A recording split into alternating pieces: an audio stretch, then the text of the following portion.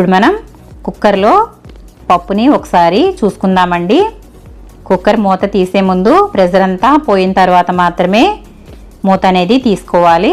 ఈ విధంగా తీసుకున్న తర్వాత ఇది గరిటెతో బాగా ఒకసారి కలుపుకోవాలి. దీనికి మనం పప్పు గుత్తి వాడాల్సిన అవసరం లేదు. ఈ విధంగా గరిటెతో తిప్పుకుంటే సరిపోతుంది.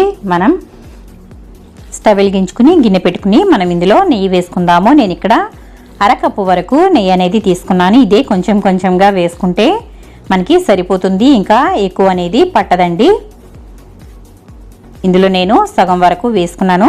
అలాగే ఇప్పుడు ఇందులో బొంబాయి రవ్వ వేసుకుంటున్నానండి. ఒక 2 స్పూన్ల బొంబాయి రవ్వ వేసుకోవాలి. ఈ బొంబాయి రవ్వని కొంచెం ఎర్రగా అయ్యే వరకు వేయించుకోవాలి. ఇది ఎట్టి పరిస్థితుల్లోనూ మాడకూడదండి. మాడితే చేదు అనేది వచ్చేస్తుంది. కాబట్టి ఈ విధంగా దోరగా వేయించుకోవాలి.